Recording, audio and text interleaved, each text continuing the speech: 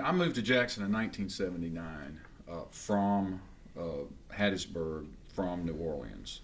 And I was born and raised in Mississippi in Stone County, which is one county off the coast. And you know, I had sort of grown up around parades and Mardi Gras and that sort of stuff. Not in the little town where I lived, but in that community. And lived in New Orleans in the mid '70s. My brother Hal and I both lived and worked in the French Quarter. And we sort of gravitated toward festivals and celebrations and parades, and we always sort of thought of it as part of our history and our culture. Well, I moved up here in '79 and discovered that other than the Christmas parade and the JSU homecoming and the Dixie National, there were no parades in this community, and that was very distressful for me. And in fact, there was no music festival. There were almost no celebrations other than the sort of more traditional ones. So I set about trying to organize all sorts of fun things to do. What I discovered about Jackson was that it was a place where people lived and worshiped, but they did not party in their own hometown. They would go out of town to Ole Miss or to Starkville or to New Orleans or to Memphis to have a good time. That it was a place where people just didn't really think of as a fun place. So, my thing was, if I was going to live here, I was going to have some fun. And I found a bunch of people who bought into that philosophy, and we started doing things. So, my day job was running first Oliver's Restaurant and then George Street. But what I was doing when I wasn't sort of managing the restaurants was trying to come up with events and ideas. And we started having parties and live music at George Street after I got there. And we had been having a traditional St. Patrick's party. We'd have a Mardi Gras party. We'd have a party for everything. When you're in the bar and restaurant business, you're always coming up with special ideas to try to get attention and get people interested. But the St. Paddy's one seemed to be very successful, and there seemed to be a lot of energy around it. And again, having been a part of the New Orleans St. Patrick's stuff, and we're Scotch Irish, and I sort of gravitated to that one. And so one day, I was talking to a reporter at the Clarion Ledger, whose name is Rod Cawthon. He was a columnist, and he was asking me what I was working on. I told him I had this idea for this parade, and really back then it was more of what you would call a pub crawl. My idea was that we'd get a bunch of people and we'd go from CS's to George Street to here, there, and yon. But the geography just didn't work because there were no clusters of clubs and restaurants or bars in Jackson at the time. The most popular places were out in the Quarter or around the George Street CS, and that's only two. So the fact was there was no way to do this because the geography just didn't work. So I settled on, if we can't have a pub crawl, we'll just get a bunch of people and we'll go up to CS's on St. Patrick's Day and we'll have this event. I talked to Pat Boland, who owned then CS's and still owns CS's. And he said, yeah, if you want to do it, you can start here. And then my idea was we would parade from CS's to George Street. And the more I talked to people and asked them to come participate, and one of those people was Jill Connor Brown, who birthed the Sweet Potato Queens from all of this. Right. My ex-wife, Vivian Neal, was one of the original Sweet Potato Queens. When I called Jill on the phone, I said, I'm going to have a parade. She said, great, I'm going to be a Sweet Potato Queen, and I'm going to get Vivian and some of my friends to join me. And I mean, there were a lot of conversations like that. Yeah. But the more we talked about it, the more it sort of grew. And before that day, I just decided that instead of just going from CS's to George Street, we'd actually go downtown and make a loop through downtown and make it a little bit more of a parade. So I applied for a permit from the city, and they granted it without any sort of real conversation. So there we go on a work day, 4:30 in the afternoon, right through downtown, rush hour. We had all the streets blocked off, and we pretty much had a captive audience of people who were trying to get home from work. Right. And everybody was honking their horns and waving, and we thought it was in praise, but it turns out they were very angry that we were obstructing their flow of traffic to get home. So it created a media buzz. And so the story wasn't really so much that, Malcolm White and a few hundred of his friends have created this parade, but the story was, downtown traffic ensnarled by unruly revelers or some such. So there were a bunch of news stories about it, TV, radio, newspaper. So the buzz lasted, after the parade, the buzz lasted for a week or so. And I realized that, I had inadvertently created, this sort of a buzz around this conversation around this parade, and that suddenly everybody was interested in it. Now, when we got back to George Street after we went through this, traffic jam, we had the Blues Boys band on one of the floats. And when we got there, there was a pretty good little crowd of people who had left CS's and walked down to George Street, and a bunch of people who had sort of gathered there to see the end of the parade. And I just said to the band, I said, y'all just keep playing. And so they did, and we created this sort of after party, street dance thing. So sort of instantly, two things happened. One was I realized that there were a core group of several hundred people who wanted to dress up, who wanted to have a big time, and who would participate in the parade. The media, the unintentional media attention had created a lot of sort of buzz around this. And then thirdly, we had, without really thinking too much about it, created a sort of festival there at the end. So, being a promoter and a producer of events, I was able to quickly put those three things together and to begin to think about the next year. And in year two, some interesting things happened. One is that Pat at CS has decided he didn't want to participate, that he'd just do his own thing. So he opted out. So in year two, we started at George Street and ended at George Street. Pat had his own thing. And then in year three, now it had really begun to grow. By year three, it was a fairly big deal. Year three, we went down to what is now the Howell and Miles building, which I had a lease on even back then. We started there and paraded down to George Street. And then it got so successful and so large, we moved to the fairgrounds for a number of years, almost a decade. We would start at the fairgrounds and end at the fairgrounds. But that didn't really have any sort of character to it. It was in a big place, and there was a cutting horse show going on, and we never could really capture the feeling that the fairgrounds was where the St. Paddy's event went on. And I had to pay the state food and beverage licensees a fee. So really, I was producing this thing, and these vendors were making all the money. And at that time, I'm 7 or 8 years into this, and I'm starting to think, this is a business. That's what I did for a living in those years. I produced events. I created events. And so once Hal and I decided to open Hal and Miles, we went back to that place, and we've been there ever since.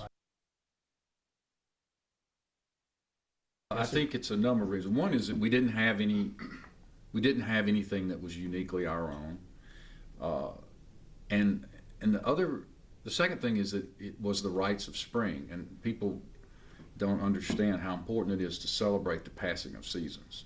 And it was the beginning of the putting winter behind us and the spring and the summer coming, and people really embrace that. What I call rites of spring, where we're celebrating the coming of warmer weather. We don't have Mardi Gras, we didn't have that tradition, so this became that tradition. And the third thing is that it was always what I call the people's parade. Anybody that wanted to be in it could be in it. And while it was loosely based on the traditions of St. Patrick's, we never really called it a Celtic celebration. We just said St. Paddy's. We kept it very casual. And in fact, in year two, we moved away from March 17 because it moved on the calendar, and we made an agreement with the city that we'd never have it on a weekday again, that we'd always have it on a Saturday, and we experimented and determined that the third Saturday in March was the most logical place to put it, and that occasionally that falls on March 17, but mostly like this year on the 15th it doesn't. Yeah. So everyone was welcome. It signified the coming of spring, the changing of seasons. It was the first thing where Jacksonians felt like we can kind of put our signature. This is our event. We celebrate our culture, poke fun at ourselves. This is our moment, and I think those are the main reasons that it just took off. Because it's a gift to the city, and I made a commitment, and I have tried to figure out some sort of plan for the future. I've approached the Convention and Visitors Bureau. I've approached Downtown Jackson Partners. I've spoken to my family about this. I've spoken to all of my partners, like who wants to do this 5 years from now, 10 years from now, and that sort of stuff. And we don't have a plan yet for secession. We've talked about it, and I'm really anxious to get a plan. We spoke to the Community Foundation of Greater Jackson this year about setting up some sort of 501c3 fund with them sort of coming on, and that didn't work out this year. So it's a conversation that I've had often, but I still haven't figured that piece out yet. But I do it because it's too important just to say I'm tired and I don't want to do this anymore, because there are thousands and thousands and thousands and thousands of people who expect it, who look forward to it. It's important if the Convention and Visitors Bureau promotes it as one of our big events. The city promotes it as one of its big events. The state promotes it as one of its big events. It would be a real shame if it didn't happen, but yet, in the end, it's like if I get up one day and decide I don't want to do it anymore, right. Lord only knows. I don't know what happens after that, honestly. I don't spend a lot of time thinking about legacy. But someone jokingly said to me the other day, they said, no matter what you have done or what you do the rest of your life, this is all you're going to be remembered as. Yeah. And I said, so be it. And the way that we sort of separated from the Sweet Potato Queens, was a good kind of parting of the ways. That for Jill and her group, they're successful, they're happy, they still raise money for the hospital. They're in Fondren now. They chose their own weekend. Now we have 2 weekends instead of one. It was the perfect separation. George and Tammy got a divorce. They're both very successful. There are others who continue to try to attach themselves to this event, and I'm on record as saying, look, there are 365 days in a year. I have claimed this one. I claimed it 32 years ago. I really wish that people who want to have a street festival, who want to have a party, I wish they would choose one of the other 364, and allow us to continue to do what we do.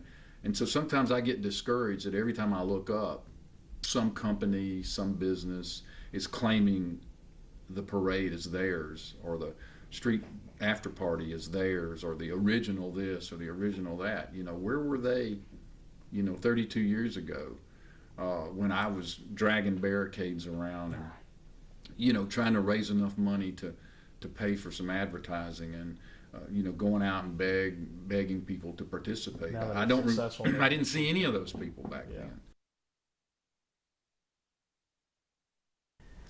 I think to them it means this is Jackson's celebration of spring. I think this is our parade. I think it looks like Jackson. I think it is a great sort of indicator of our sense of humor, of our joyfulness, of our hospitality. It is a giant homecoming. It is a giant free tailgate. 75,000 plus people assemble in a small area of downtown Jackson every year, and are having a big time, and everybody's smiling. And there are two things that to me are very indicative of success of this. One is there's a billboard on High Street right now where the sheriff has rented a space, and he's dressed in a green suit, and he says, "Happy St. Patrick's Day," from the sheriff, and he's African American. Mm-hmm. So I think that tells you that we transcend this idea that this is for white people and it's St. Patrick's and it's Celtic. It's not. It is St. Paddy's. It's for everybody, and everybody's welcome and everybody's invited. We don't discriminate. We encourage. It is a joyful time for everyone, and everyone is invited. That's one thing. The second thing is, for years and years and years, probably for 30 years, I've always had a New Orleans brass band lead this parade, because that's the part that my brother Hal and I consider part of our heritage, the brass band tradition. We've always hired a New Orleans brass band, Rebirth, Pinstripe, Dirty Dozen. We've always brought them up here and had them lead the parade. 2 years ago, Jackson founded its own brass band called Southern Comfort Brass Band. They're Jacksonians who played horns at Jackson State's marching band, and they are a true marching brass band, and they're Jackson-based, and we now hire them.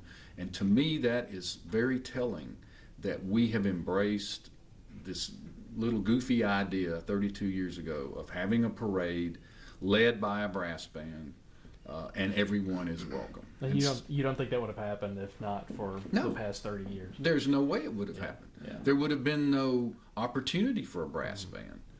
And you know, that genre of music is very popular now. It didn't used to be. I mean, brass bands play in clubs now. Brass bands don't just lead parades. Brass bands don't just show up at ribbon cutting. I mean, but back in the day, Jackson, I've done some research on this. Jackson used to have a brass band called the Gem, G-E-M, the Gem Band.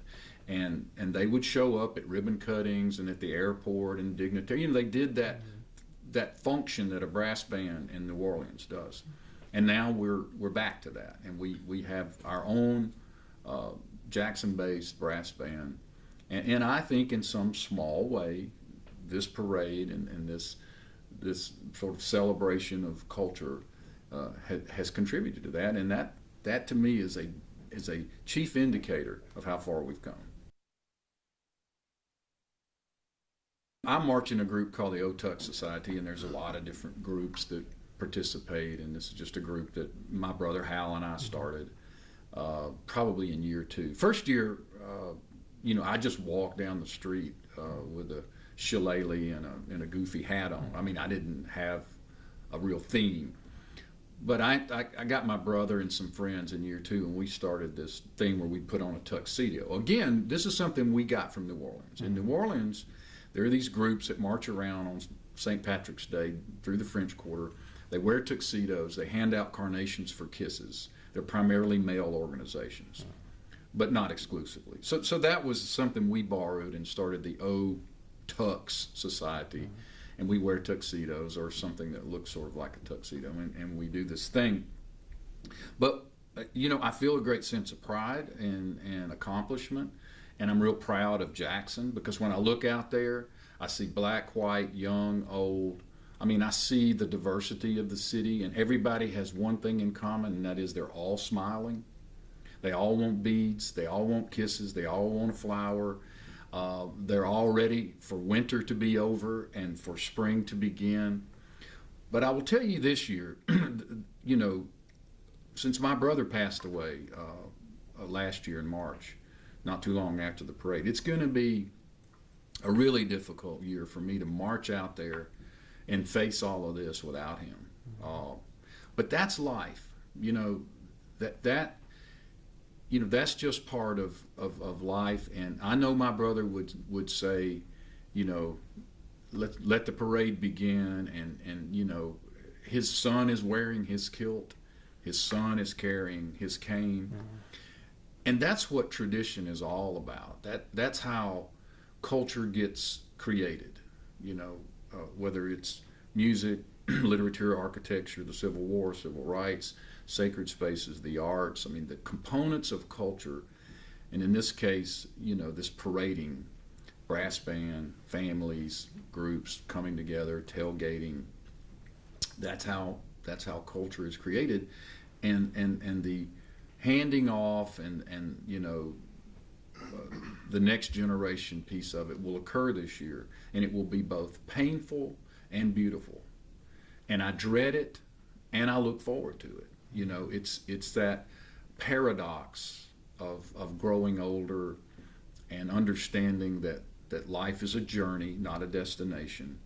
And I will be both proud and happy and joyful and very sad at the same time not to have my brother there.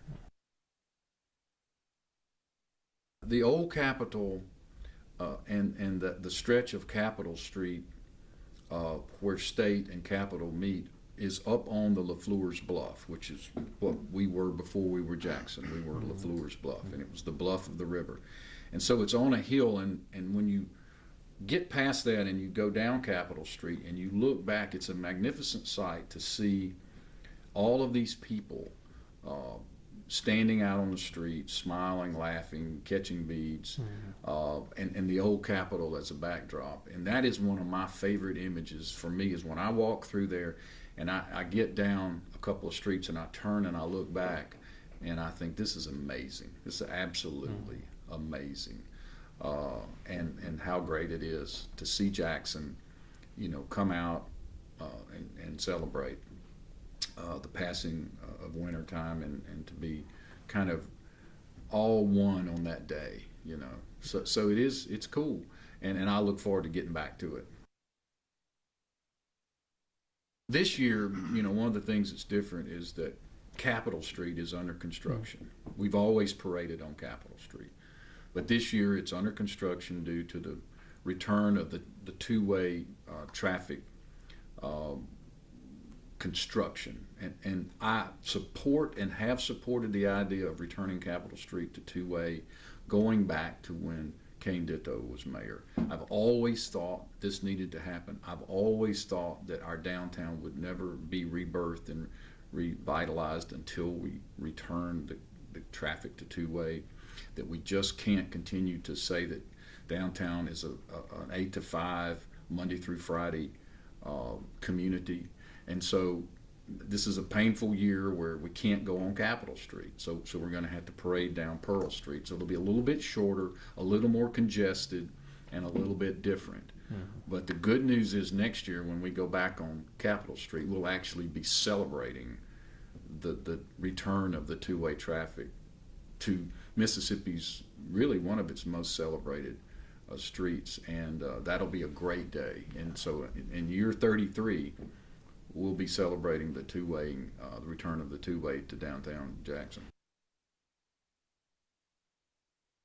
So that's all me, and you know, I enjoy choosing the themes. I have a group of friends who I sort of bounce it around. And again, I think of that as the part of sense of humor. I think that's the part where we poke fun at ourselves. We poke fun at something that's happened. You know, one year I mean, it's been so many different things. Yeah. So this year we're talking about drink local, think global, and Cotton Baranich, the longtime mixologist, is our grand marshal. We, you know, different people are the grand marshal, and we choose different themes. I was telling a group the other day that we rode past the old Greyhound station, and there was a moment in our history where they were going to tear the Greyhound station down. And build an office building there. And the theme of the parade that year was Irish to Save Downtown. And we literally created a conversation around not tearing down the Greyhound, and in fact stop tearing down all of these beautiful historic downtown buildings and restore them. And I'm not saying that the parade or the theme was totally responsible for that, but sometimes we try to be the conscious of the town. Sometimes, you know, we embrace themes that are a little controversial or sensitive, but we think It's a good way to put an exclamation point on a particular uh, um, topic, or to highlight a person or an accomplishment.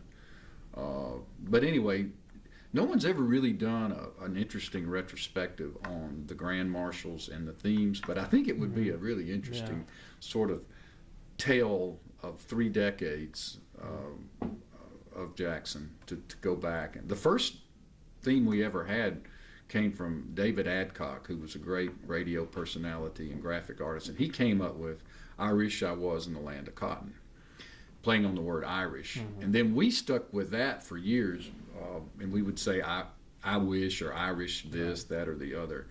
We haven't used that one in a while, but for a long time we milked that one for everything it was worth. But yeah, I'm kind of responsible for that part of it, and it is a fun part. But sometimes nothing comes. It's kind of like writer's block or something. There are years where it's January and I just can't settle on a theme or a grand marshal, and people are like, come on, we need to know what's going on. Right. So again, even that becomes kind of like, what do you do? Pressure. Yeah, and they come to me in strange ways, and sometimes I'll think of them a week after the parade and go ahead and announce it and get it out of the way, and sometimes it's 2 months before the parade, and I'm still like, I guess you kind of want to make it topical too, so you can't make a list. And then exactly. We did 16 scandals one year for our 16th anniversary, and as I recall, that was also the year that Bill Clinton got in so much hot water, and so some of the cartoonists and some of the writers connected Bill Clinton to the scandal, and that became a sort of unexpected sort of right. I'm piece. sure some of the floats had. The floats, they get to really, well, first of all, they do what they want to do. They either embrace the theme or not. A lot of people totally ignore the theme, and that's fine with me. It's there as a suggestion. Right. But a lot of people do embrace it, and that is where it really gets funny. And the creativity on those floats and in the costumes is just amazing. And that's what I take the most pleasure in, is seeing Jackson be creative and stretching a little bit, getting out of the box, and getting out there and doing some interesting things. And so that's a fun time for me, because I get to see it all, because I have no idea what people are doing until I see it that day. No clue. No one asks me, no one checks it, no one sends me a list of what they want. Everybody does their own thing. And in years past, they've gotten a little wacky with it. We've had to reel it back in, thus the rules and regulations.